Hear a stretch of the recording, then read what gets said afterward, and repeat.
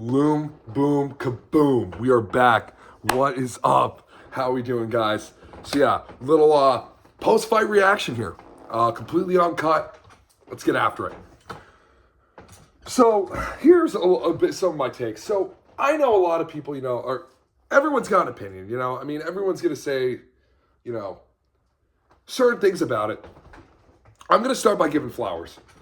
I have a lot of respect for Jake Paul for taking on this challenge. And I really do think he's an awesome human being and doing a lot of things. And I honestly, I really think not the part of the challenge part for Anthony Joshua as much, but I really do respect his fighting ability, his strength, and, seems like a great guy based on the post interviews we reacted to, as you guys see in one of the past videos on stream. I do think, though, it's tough. It's tough because, how people seem to take criticism now is you're a hater, or you don't like the guy. And I don't believe in that at all. Because, guys, I just try to be realistic, and I try to, give, my opinions and commentary based on all the facts and evidence I've seen and gathered. Do I think Jake Paul can box and is very physically in shape and everything like that? Of course. I think he's proved that. However, do I think he should be going against somebody who is 6'6" and 245 pounds with 2 heavyweight belts and 3 times the amount of fighting experience? No. No. Not only do I think it's a bad idea, but I think it is extremely unrealistic. I consider him lucky that he only walked away with potentially, not even diagnosed, potentially a broken jaw.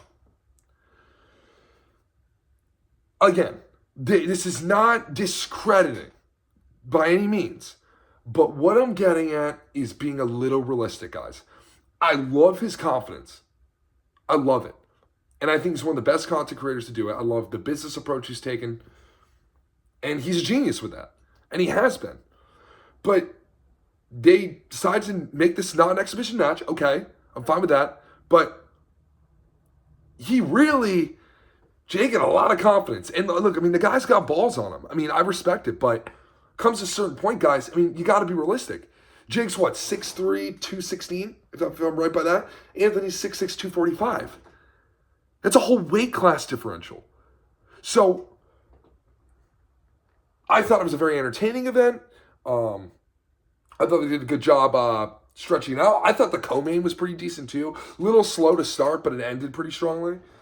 But I just don't know.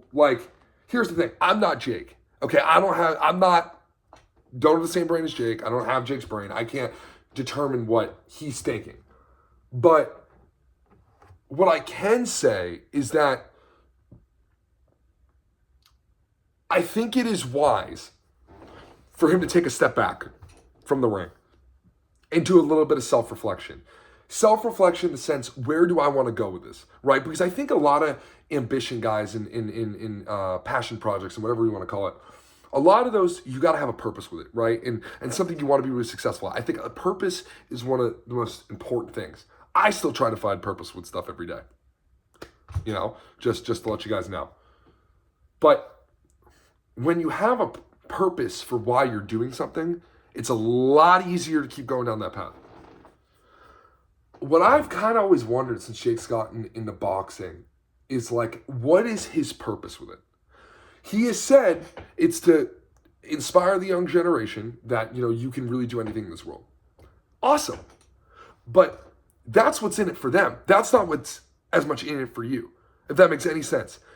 Yeah, you're kind of doing a version of giving back in that sense. But you, at some point, man, you got to ask yourself, what's the best interest for me?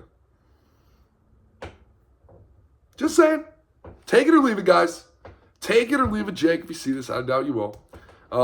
And by no means is this a form of disrespect or anything like that. I have respect. I have a lot of love for Jake Paul. Went to see the Tyson fight. He came right up, dabbed up. It was the coolest thing ever. And all in all, seems like a great guy. But that's why what I'm saying is nothing personal.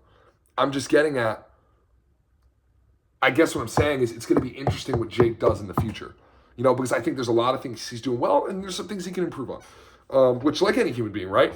But then again, though, that's more a little bit on Jake's side. I think Anthony Joshua, I do think earlier in the fight he should have moved in a little bit, but it was a little bit tough. Jake was moving in circles. He was kind of bobbing and weaving, diving to the ground. It's tough to just land in and crack because then you don't want to move in and then Jake lands something, right? So in a way, come to think of it, I think on the plus side from that, Anthony did a very good job of having patience, and clearly he had a bit of an endurance, not a bit, a lot of an endurance advantage, which, kind of prolonged his ability to keep landing very heavy punches as we saw towards that 5th and 6th round.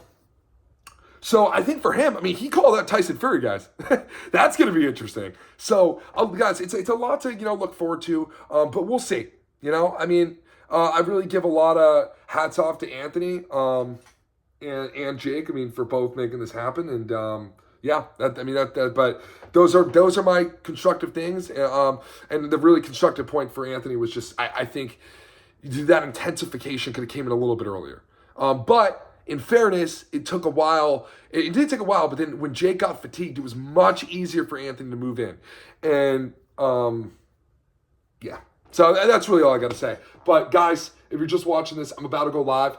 So I'm gonna upload this, and if you're just seeing this, come by, tune in for we'll react to the highlights of the fight if it's up, and then we will get into some gaming. So come by if you want, and please comment, like, subscribe, do what you got to do. Love you guys, and peace.